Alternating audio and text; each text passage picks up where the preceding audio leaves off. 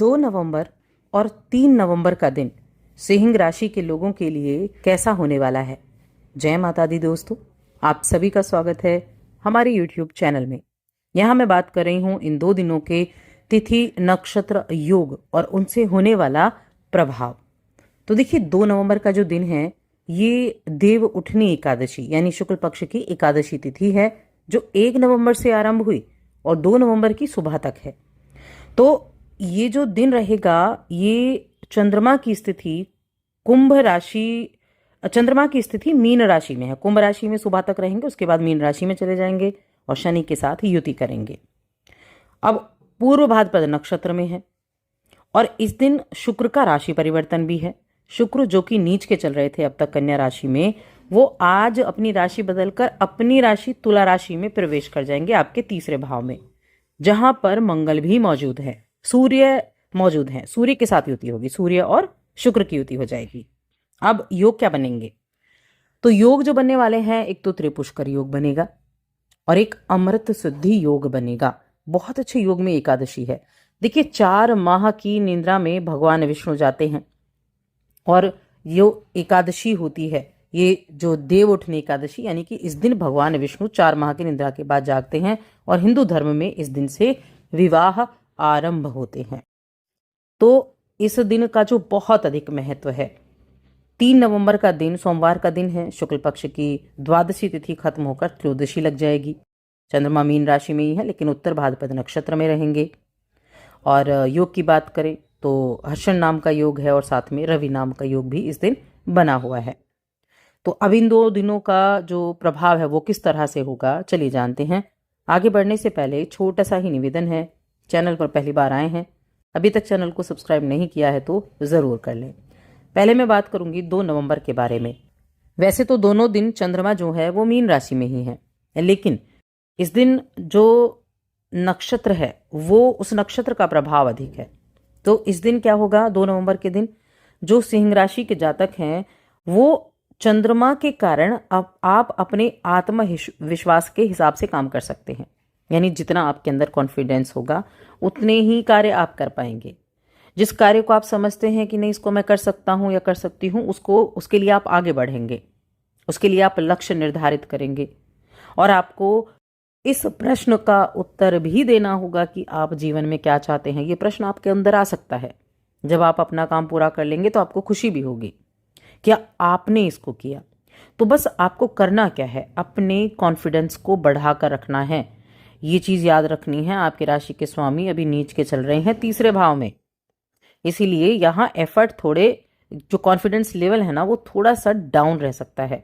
और साथ में आपकी राशि में केतु भी विराजमान है, आपकी राशि पर राहु की भी दृष्टि है, तो इसलिए थोड़ा अपनी कॉन्फिडेंस पर आपको ध्यान रखना है, अपने काम पर आपको ध्यान रखना है।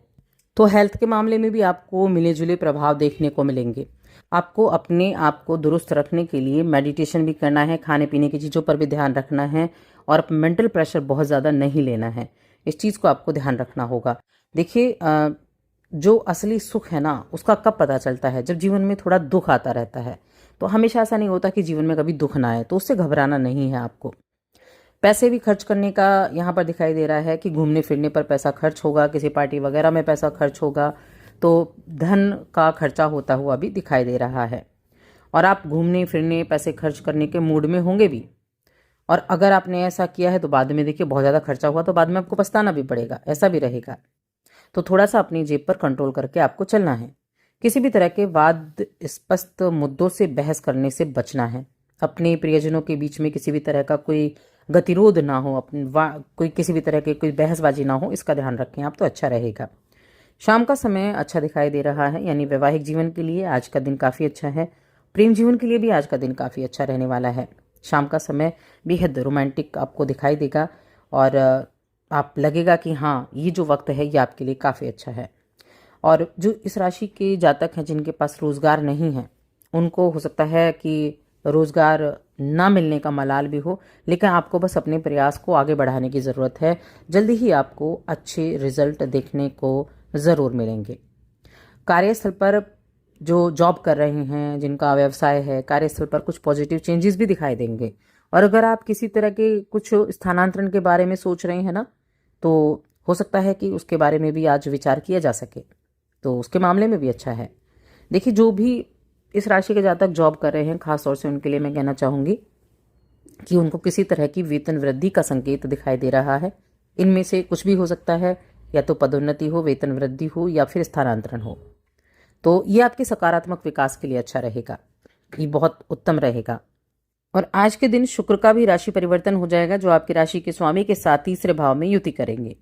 तो द्वितीय भाव का स्वामी तृतीय भाव का स्वामी जब तृतीय में जाएगा और राशि के स्वामी के साथ बैठेगा, तो कहीं ना कहीं आप अपने कार्य के लिए जो एफर्ट करेंगे उसमें थोड़ी सी राहत आपको देखने को जरूर मिलने वाली है। इसके अलावा जो सिंह राशि के जातक हैं, उनके लिए दसम भाव के स्वामी भी होते हैं, तो करियर की तरफ भी आपका ध्यान रहेगा। अब 3 नवंबर की अगर बात करें, तो 3 नवंबर देखिए, चंद्रमा तो रहेंगे कहाँ, आपके अष्टम भाव में ही।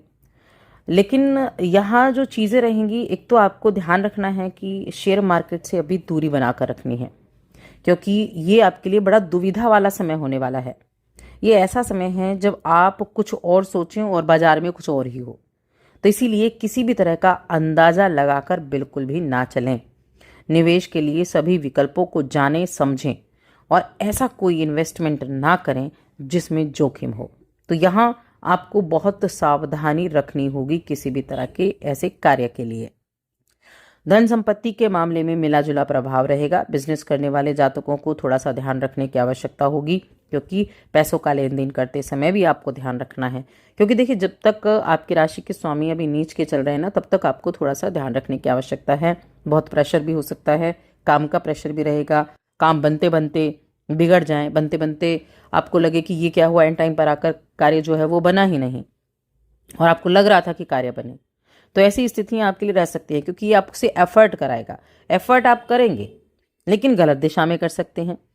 मेहनत करेंगे, उसको भी आप सोचेंगे बेकार में मेहनत की, इतना रिजल्ट तो आपको मिला नहीं, कार्य तो आपको बना नहीं।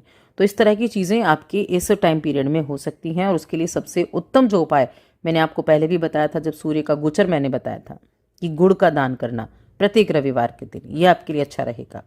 लेकिन यहाँ जब तीसरे भाव का स्वामी तीसरे भाव में बैठा है और नवम भाव पर दृष्टि डाल रहा है, तो क्या रहेगा कि थोड़ा बहुत भाग्य का साथ मिलेगा। यहाँ थोड़े बहुत एफर्ट करने से उसके रिजल्ट मिलेंगे, ऐसा नहीं बिल्कुल भी नहीं मिलेंगे। इसके अलावा जो कार्यक्षेत्र है, जो किसी भी तरह के होटल से जुड़ा हुआ काम करते हैं, या फिर आप किसी भी तरह के ट्रैवल से जुड़ा काम करते हैं, उनके लिए फिर भी मैं कहूँगी ठीक रहेगा। ट्रैवल एजेंसी है, उनके लिए अच्छा है। या आप किसी कम्युनिकेशन डिपार्टमेंट में ऐसे इस तरह के कार्य करते हैं, कम्युनिकेशन आपका सही रहेगा। थोड़ा सा वाणी पर कंट्रोल रहेगा।